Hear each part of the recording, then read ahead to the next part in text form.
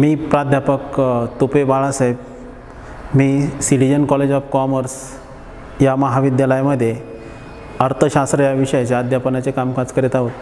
आज मी आपल्याला FYBCOMमधील बँकिंग या विषयाचं प्रकरण पहिल्यामधील भारतीय बँकांची रचना कशी असते किंवा भारतीय बँकांची रचना आपण इथं बघणार आहोत। तर भारतीय बँकांची रचना बघण्याअगोदर आपण भारतीय बँकांचा इतिहास हा कसा आहे की तर भारतीय बँकांची उगम, भारतीय बँकांची उत्क्रांती कशी झाली याविषयी सविस्तर माहिती बघणार आहोत। तर भारतीय बँकांची रचना यामध्ये सुरुवातीला भारत देश हा 1947 मध्ये स्वातंत्र्य झाला। स्वातंत्र्य झाल्यानंतर ज्यावेळेस स्वातंत्र्य झाला आणि स्वातंत्र्य झाल्यानंतर 26 जानेवारी 1950 मध्ये भारत देश आपल्या राज्यघटनेनुसार देशाचा कारभार बघू लागला। आता देशाचा कारभार बघत असतानाच भारतीय अर्थव्यवस्थेपुढे अनेक प्रश्न निर्माण झाले। या प्रश्नामध्ये वेगवेगळे प्रश्न होते। कृषी क्षेत्रावरचा प्रश्न होता, त्यानंतर अन्नधान्याचा प्रश्न होता, त्यानंतर इथं आपल्याला अजून एक नमूद करावं लागेल की जे परदेशातून आलेले किंवा परकीय लोंढे, ज्याला आपण निर्वासित असा शब्द वापरतो, त्यांचाही प्रश्न होता। आणि औद्योगिक क्षेत्रातील प्रगती करण्यासाठी किंवा कृषी क्षेत्राची प्रगती करण्यासाठी वित्तीय पुरवठा हा एक घटक सर्वात महत्त्वाचा आहे। मग हा वित्तीय घटक जर चांगला करायचा असेल तर भारतातील बँकांची रचना किंवा भारतातील बँकांचा इतिहास बघणं गरजेचं आहे। मग ज्यावेळेस 15 ऑगस्ट 1947 मध्ये भारत देश स्वातंत्र्य झाला, स्वातंत्र्य झाल्यानंतर भारताची बँकिंग रचना कशी असावी याविषयी अनेक मत निर्माण झालेत। तर त्यामध्ये प्रत्येक देशाची मध्यवर्ती बँक असावी म्हणून भारत देशामध्ये 1935 मध्ये जी रिझर्व्ह बँक ऑफ इंडिया ही बँक स्थापन झाली। 1 एप्रिल 1935 मध्ये रिझर्व्ह बँक ऑफ इंडियाची स्थापना झाली। त्यावेळेस ही बँक ही खाजगी मालकीची होती आणि खाजगी मालकीची असल्यामुळे हिचे भागधारक सुद्धा खाजगीच मालकीचे होते आणि ही बँक व्यापार क्षेत्राला, उद्योग क्षेत्राला कर्ज पुरवठा करत असे। त्या काळामध्ये इंग्रजांची सत्ता भारतामध्ये होती। आता ज्यावेळेस भारत देश स्वातंत्र्य झाला, भारत देश 15 ऑगस्ट 1947ला स्वातंत्र्य झाला। स्वातंत्र्य झाला पण देशाचा कारभार कसा असावा यासाठी एक घटना तयार करण्यात आली। या घटनेनुसार देशाचा कारभार सुरू होण्यासाठी 3 वर्ष लागलेत। मग 26 जानेवारी 1950 पासून भारत देशाच्या स्वतःच्या घटनेनुसार कारभार सुरू करण्यात आला। आता या कारभारामध्ये किंवा या अर्थव्यवस्थेमध्ये पंचवार्षिक योजना हा एक पंचवार्षिक योजनेनुसार देशाच्या कारभाराची रचना किंवा देशाच्या कारभाराची अर्थव्यवस्था कशी चालावी यासाठी राज्यघटनेनुसार देशाचा कारभार पाहायला सुरुवात झाली। आता देशाची मध्यवर्ती बँक असावी, देशाची एक मध्यवर्ती बँक असावी म्हणून प्रत्येक देशामध्ये आपली केंद्रीय बँक म्हणून स्थापन करण्यात येते। तर भारत देशामध्ये 1 जानेवारी 1949ला जी 1935 मध्ये स्थापन झालेली रिझर्व्ह बँक ऑफ इंडिया या बँकेचं राष्ट्रीयकरण करण्यात आलं। मग आता या बँकेचं राष्ट्रीयकरण करण्यात आलं म्हणजेच ही काय तर देशाची राष्ट्रीयकृत बँक म्हणून घोषित करण्यात आली, तसेच देशाची मध्यवर्ती बँक म्हणूनही घोषित करण्यात आली। आता राष्ट्रीयकृत बँक म्हणजे काय तर ज्या बँकेवर सरकारचं 100% नियंत्रण आहे किंवा सरकारचं 100% भांडवल त्याच्यात गुंतवलेलं आहे, अशा बँकांना राष्ट्रीयकृत बँक असं म्हणतात। मग आता भारताची मध्यवर्ती बँक कोणती आहे तर भारताची मध्यवर्ती bank Reserve Bank of India ही आहे आणि ही देशाची शिखर बँक म्हणूनही घोषित करण्यात आलेली आहे। आज भारताची रिझर्व्ह बँक ही देशाची मध्यवर्ती बँक म्हणून आपल्याला पाहायला मिळते किंवा आहे। तर आता या रिझर्व्ह बँकेची कार्य काय आहेत ते आपल्याला बघायचं आहे. तर रिझर्व्ह बँकेची काही ठळक कार्य आहेत. तर चलन निर्मिती करणे सर्वात महत्त्वाचा भाग म्हणजे काय, तर रिझर्व्ह बँकेचं काय की चलन निर्मिती करणे. आता अर्थव्यवस्थेमध्ये आपल्याला माहीत आहे की 5 रुपये, 10 रुपये, 50 रुपये, त्यानंतर 100, 500, 1000 रुपयाच्या नोटा किंवा नाणी ही चलनामध्ये आलेली आहे. तर ही चलन छापायची काम देशाची मध्यवर्ती बँक करत असते. परंतु 1 रुपयाचं किंवा 2 रुपयाचं नाणं जे आहे ते मात्र रिझर्व्ह बँक छापाई करत नाही. तर ते मात्र भारतातील सरकार, केंद्रीय सरकार, वित्त मंत्रालयामार्फत त्याची छपाई केली जाते आणि ते मात्र रिझर्व्ह बँकेच्या अंतर्गत किंवा रिझर्व्ह बँकेच्या नियंत्रणाखालून अर्थव्यवस्थेमध्ये आणले जातं. हे झालं पहिलं कार्य. त्यानंतर दुसरं कार्य आहे चलनावर नियंत्रण ठेवणे. ज्यावेळेस देशाची केंद्रीय बँक आहे, मग केंद्रीय बँकेमध्ये राजकोषीय धोरण आणि वित्तीय धोरण असे 2 प्रकार पडतात. या 2 प्रकारामध्ये तर देशाची मध्यवर्ती बँक ही काय करत असते, तर चलनावर नियंत्रण करण्याचं काम करत असते. ज्यावेळेस देशामध्ये चलन निर्मिती करण्याचं काम जरी रिझर्व्ह बँक करत असली तरी पण रिझर्व्ह बँक आणि केंद्रीय सरकार हे अर्थव्यवस्थेमधील तेजी मंदीचं नियंत्रण करण्याचं कामसुद्धा देशातील मध्यवर्ती बँक आणि केंद्र सरकार करीत असते. त्यानंतर सरकारला सल्ला देण्याचं सुद्धा काम देशातील मध्यवर्ती बँक करत असते. मग देशातील मध्यवर्ती बँक जी आहे ती काय करते, तर सरकारला सल्ला देण्याचं कामसुद्धा करते. काय काम आहे, सल्ला देण्याचं काम म्हणजे काय, तर ज्यावेळेस देशामध्ये तेजीचा काळ चालू असेल किंवा मंदीचा काळ चालू असेल तर अर्थव्यवस्थेमध्ये मंदी आहेच म्हणजे चलन पुरवठ्यावर नियंत्रण ठेवून चलन अर्थव्यवस्थेमध्ये कसं जाईल किंवा देशामध्ये गुंतवणुकीला चालना कशी मिळेल किंवा बचतीला प्रोत्साहन कसं मिळेल या हेतूने सरकारला सल्ला देण्याचं काम मध्यवर्ती बँक करत असते. त्यानंतर सरकारची काही देणी देण्याचं काम करत असते. मग अनेक बघा की भारतामध्ये आयात आणि निर्यात हे क्षेत्र आहे.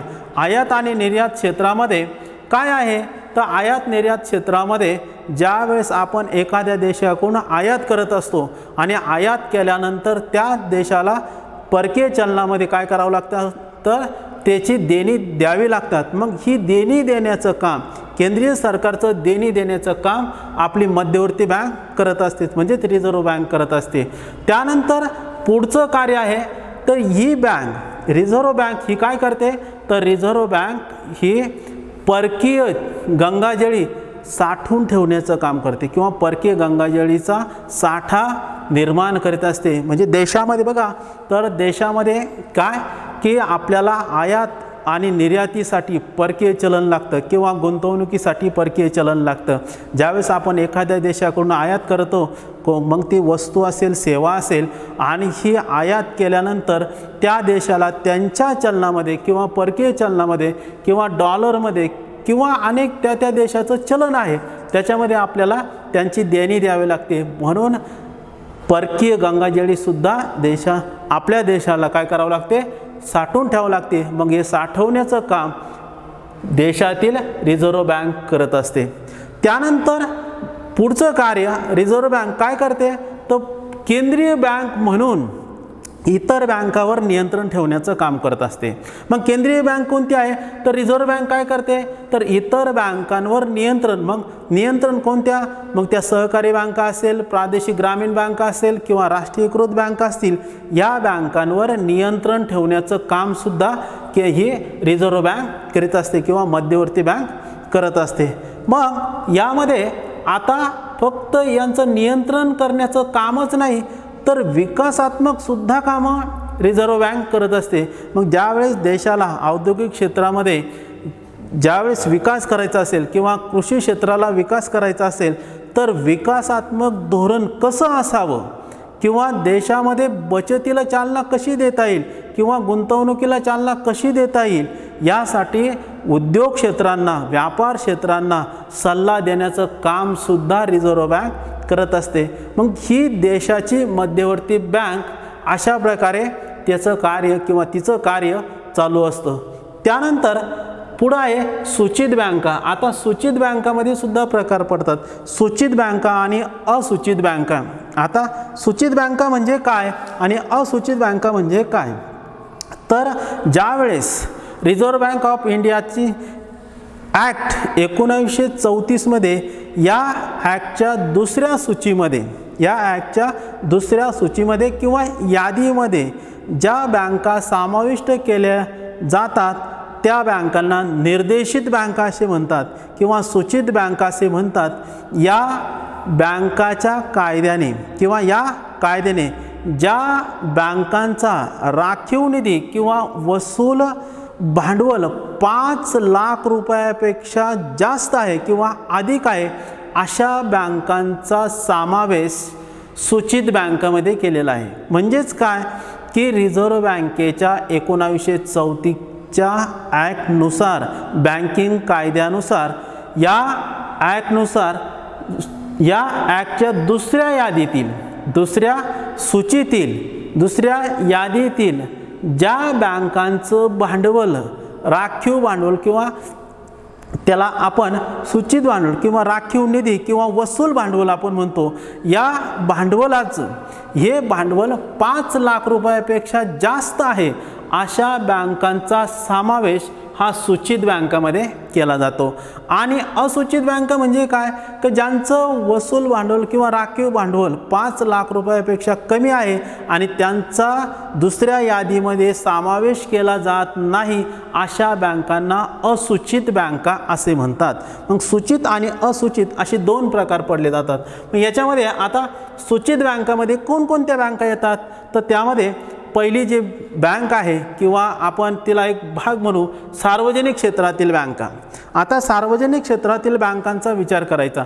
सार्वजनिक क्षेत्रातील बँका म्हणजे कोणत्या बँका, तर ज्यावेळेस देश स्वातंत्र्य झाला आणि स्वातंत्र्य झाल्यानंतर ज्या बँकांवर 100% मालकी ही सरकारची आहे अशा बँकांना राष्ट्रीयकृत बँका असे म्हणतात। मग राष्ट्रीयकृत बँका आपण कोणत्या आहेत, तर बघा 19 जुलै 1969ला श्रीमती इंदिरा गांधी भारताच्या पंतप्रधान यांनी 20 कलमी कार्यक्रम जाहीर केला। आता या 20 कलमी कार्यक्रमामध्ये अनेक वेगवेगळे विषय होते, अनेक वेगवेगळे भाग होते।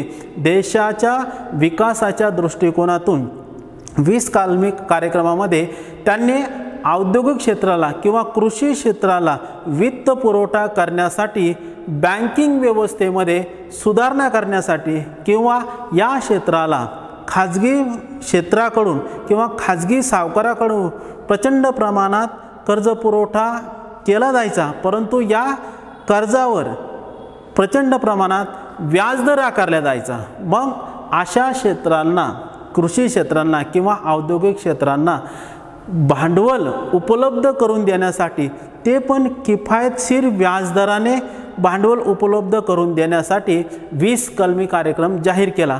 आता 19 जुलै 1969ला 20 कलमी कार्यक्रम हा जाहीर केला। मग हा जाहीर केलेला कार्यक्रमामध्ये काय सांगितलं की सरकारच्या मालकीच्या काही बँका असाव्यात।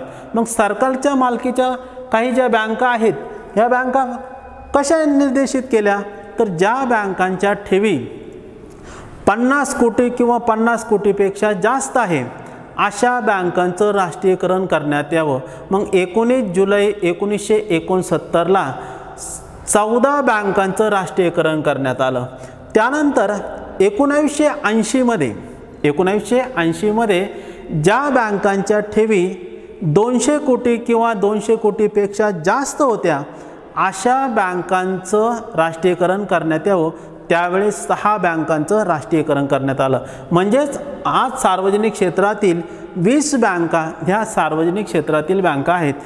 त्याचनुसार पुन्हा 1 जानेवारी 1955 मध्ये स्टेट बँक ऑफ इंडियाचं राष्ट्रीयकरण करण्यात आलं आणि 1959 मध्ये स्टेट बँक सारख्याच किंवा स्टेट बँक इंडिया सारखीच 7 बँका की ज्या बँका संस्थानिकांच्या होत्या परंतु त्यांचं कार्य स्टेट बँक ऑफ इंडियासारखंच काम करत होत्या, अर्थव्यवस्थेमध्ये कर्ज देण्याचं काम करत होत्या, त्याला संलग्न बँका म्हणतात.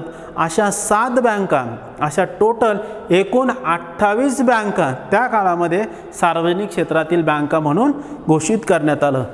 आता या सार्वजनिक क्षेत्रातील बँका ज्या आहे, या सार्वजनिक क्षेत्रातील बँकांचं कार्य म्हणजे व्यापार क्षेत्र, उद्योग क्षेत्र, कृषी क्षेत्र या क्षेत्रांना अल्पकालीन आणि मध्यमकालीन भांडवलाची गरज होती. ती गरज भागवण्याचं काम हे सार्वजनिक क्षेत्रातील बँकांनी केलेलं आहे. आता दुसरा भाग जो आहे सूचित बँकामध्ये खाजगी क्षेत्रातील बँका. आता खाजगी क्षेत्रातील काही बँका ह्या स्वतः वैयक्तिक मालकीच, की ज्या बँकांवर एका व्यक्तीची मालकी असायची, त्यावर सरकारचं कोणतंही नियंत्रण नसायचं, सरकारचं कोणतंही भांडवल त्याच्यात गुंतवलेलं नसायचं, अशा बँकांना खाजगी क्षेत्रातील बँका असं म्हणतात. मग खाजगी क्षेत्रातील ज्या बँका आहेत त्या 2 प्रकारच्या, एक त्यामध्ये जुन्या खाजगी बँका आणि नवीन खाजगी बँका. देश स्वातंत्र्य होण्यापूर्वीच्या ज्या बँका आहेत त्यांना जुन्या बँका असं खाजगी क्षेत्रातील बँका म्हणायचं, आणि देश स्वातंत्र्य झाल्यानंतर ज्या बँका स्थापित झाल्या त्यांना नवीन बँका असं म्हणायचं. मग खाजगी क्षेत्रातील बँका ह्या खाजगी उद्योगांना कर्ज पुरवठा द्यायच्यात, खाजगी उद्योगांना कर्ज पुरवठा करायचा. मग उद्योग क्षेत्रामध्ये अनेक कर्जाचे प्रकार आहेत. त्यानंतर उद्योगामध्ये वेगवेगळ्या क्षेत्रांना, लघु उद्योग असेल, कुटीर उद्योग असेल, औद्योगिक क्षेत्र असेल, कृषी क्षेत्र असेल, या सर्व क्षेत्रांना कर्ज पुरवठा करण्याचं काम ह्या खाजगी क्षेत्रातील बँकासुद्धा करत असेल.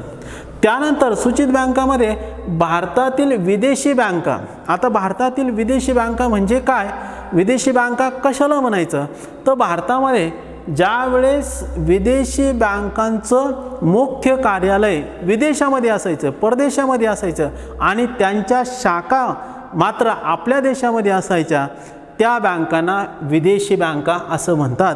मग भारतातील विदेशी बँका यांचं कार्य काय, तर ह्या बँका उद्योग क्षेत्राला, जे आयात निर्यात करणारे क्षेत्र आहेत किंवा विदेशातील उद्योग आपल्या देशामध्ये आहे, त्या उद्योगांना कर्ज पुरवठा करण्याचं काम विदेशी बँका करत असेल. मग या विदेशी बँका ज्या आहेत, परदेशातील काही उद्योग आपल्या देशामध्ये आलेले आहेत, आपल्या देशामध्ये ते स्थायिक झाले किंवा त्यांनी गुंतवणूक केली, या उद्योगांना मग खेळतं भांडवल असेल किंवा दीर्घकालीन भांडवल असेल किंवा अल्पकालीन भांडवल असेल, यांना कर्ज पुरवठा करण्याचं काम ह्या विदेशी बँका करत असे. त्यानंतर पुढे ज्या बँका आहे प्रादेशिक ग्रामीण बँका. आता प्रादेशिक ग्रामीण बँका म्हणजे काय किंवा प्रादेशिक ग्रामीण बँकांचं काम काय, ज्यावेळेस भारत देशामध्ये जेव्हा प्रादेशिक ग्रामीण बँकांची स्थापना 2 ऑक्टोबर 1975 रोजी करण्यात आली. आता सुरुवातीला ह्या प्रादेशिक ग्रामीण बँका ह्या 5 बँका स्थापन करण्यात आल्या. आता या 5 बँका ज्या आहेत तर भिवानी बिहारमधील, त्यानंतर लावन राजस्थानमधील, आणि मोरादाबाद उत्तर प्रदेशातील, आणि गोरखपूर हे उत्तर प्रदेशातील, अशा 5, त्यानंतर पश्चिम बंगालमध्ये 1, अशा 5 बँका 4 राज्यामध्ये स्थापन करण्यात आल्या. मग प्रादेशिक ग्रामीण बँका ह्या 2 ऑक्टोबर 1975ला स्थापन केल्या. या प्रादेशिक ग्रामीण बँकांचं मुख्य कार्य म्हणजे ग्रामीण भागातील कारागीर असेल, उद्योजक असेल, लघु उद्योजक असेल, कुटीर उद्योजक आहे, यांना कर्ज पुरवठा करण्याचं काम या प्रादेशिक ग्रामीण बँका करत असे. मग प्रादेशिक ग्रामीण बँका ज्या आहे यांचा मुख्य हेतू काय, तर ग्रामीण भागातील उद्योगांना चालना देण्याचं काम, किंवा ज्याला आपण शेतमजूर आहेत किंवा आपण कुटीर उद्योग जे आहेत या उद्योग क्षेत्रांना कर्ज पुरवठा करण्याचं काम प्रादेशिक ग्रामीण बँका करत असतात. त्यानंतर पुढे जे आहे सूचित सहकारी बँका. आता याच्यामध्ये सूचित नागरी सहकारी बँका आणि सूचित राज्य सहकारी बँका. याच्यामध्ये बघा की या बँकांमध्ये सर्वात महत्त्वाचा भाग म्हणजे राज्य सहकारी बँक. आता सहकारी बँक म्हणजे काय, तर ज्यावेळेस 1904 मध्ये सहकार कायदा आला, या कायद्यानुसार सहकारी बँका स्थापन होतात। भारतामध्ये 1904 मध्ये हा कायदा पास झाला आणि या कायद्यानुसार भारतामध्ये सहकारी बँकांची स्थापना करण्यात आली। आता सहकारी बँकांची स्थापना करताना दोन स्तर याच्यात प्रस्थापित करण्यात आले किंवा 2 स्तरामध्ये त्याची विभागणी करण्यात आली। मग राज्य सहकारी बँक, त्यानंतर जिल्हा मध्यवर्ती सहकारी बँक, त्यानंतर प्राथमिक सहकारी बँक असा एक भाग आहे। आणि यामध्ये पुन्हा दुसरा एक प्रकार आहे, दीर्घ कालावधीनुसार कर्ज पुरवठा करणारे ज्या संस्था आहे सहकारी क्षेत्रातील। आता याच्यामध्ये 2 प्रकार पडलेत। 2 प्रकार पडले कोणते? कर्जावधी कालावधीनुसार 2 प्रकार, अल्प आणि मध्यम कर्ज पुरवठा करणारा म्हणजेच राज्य सहकारी बँक, जिल्हा मध्यवर्ती बँक आणि प्राथमिक सहकारी बँक। ह्या ज्या बँका आहे ह्या काय करायच्या तर कृषी क्षेत्राला कर्ज पुरवठा करणार आहे। आता सहकारी बँकांमध्ये सर्वात महत्त्वाचं म्हणजे भारत देश हा कृषी प्रधान देश आहे। या कृषी प्रधान देशामध्ये जवळपास 70% लोक, ज्यावेळेस देश स्वातंत्र्य झाला त्यावेळेस 70% लोक हे शेती व्यवसाय करत असे आणि शेती व्यवसायाला चालना देण्यासाठी मग शेती व्यवसायाला चालना देण्यासाठी वेगवेगळे प्रयोग करण्यात आले। मग त्याच काळामध्ये बघा की भारत देशामध्ये हरित क्रांती म्हणजे 1965ला हरित क्रांती झाली। आता या हरित क्रांतीचाच उद्देश पुढे ठेवून मग कृषी क्षेत्राला कर्ज पुरवठा करण्यासाठी सहकार कायद्यानुसार किंवा सहकारी कायद्याच्या नियमानुसार भारतामध्ये सहकारी बँका स्थापन करण्यात आल्या। मग सहकारी बँकांमध्ये काय सांगितलं की सहकारी बँकांचं उद्दिष्ट काय आहे, तर सहकारी बँकांचं मुख्य उद्दिष्ट काय आहे तर कृषी क्षेत्राला कर्ज पुरवठा करणे। आता कृषी क्षेत्राला कर्ज पुरवठा, मग कृषी क्षेत्र हे संपूर्ण निसर्गावर अवलंबून आहे आणि निसर्गावर अवलंबून असल्यामुळे मग कृषीला आवश्यक घटक कोणकोणते आहे, मग बी बियाणे आहे, पाणी आहे, खते आहे, कर्ज पुरवठा आहे। या गोष्टी जर कृषीला पोषक प्रमाणात किंवा किफायतशीर प्रमाणात जर उपलब्ध करून दिला तर देशातील कृषी क्षेत्र काय होईल, विकसित होईल। म्हणून कृषीला कर्ज पुरवठा करण्यासाठी सहकारी बँकांची स्थापना करण्यात आली। मग सहकारी बँकांमध्ये सुद्धा कालावधीनुसार मग अल्पकालीन, मध्यमकालीन आणि दीर्घकालीन कर्ज पुरवठा करणाऱ्या बँका स्तर नेमण्यात आले। मग अल्प आणि मध्यमकालीन कर्ज पुरवठा करण्यासाठी राज्य सहकारी बँक, जिल्हा मध्यवर्ती सहकारी बँक आणि प्राथमिक सहकारी बँक अशी रचना करण्यात आली।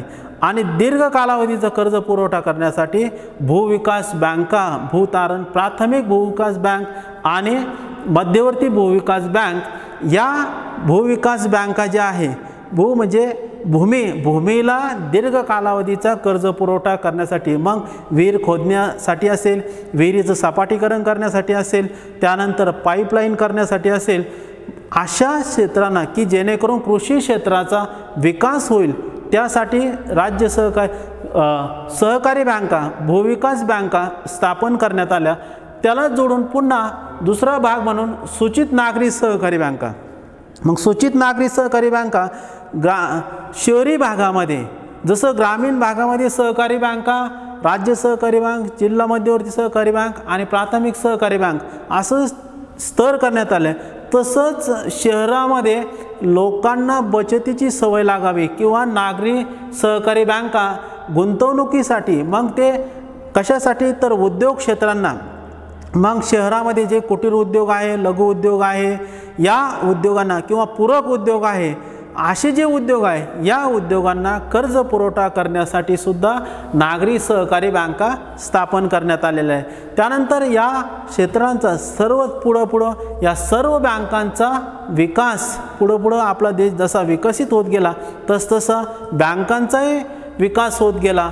आता देशामध्ये आज आपल्या भारत देशामध्ये चांगल्या प्रकारे बँकिंग क्षेत्र विकसित झालेलं आहे आणि या बँकिंग क्षेत्रावर रिझर्व्ह बँकेचं पूर्ण नियंत्रण आहे। आज आपण इथं भारतीय बँकांची रचना तो भाग बघितलेला आहे। आज आपण आता इथं थांबूया।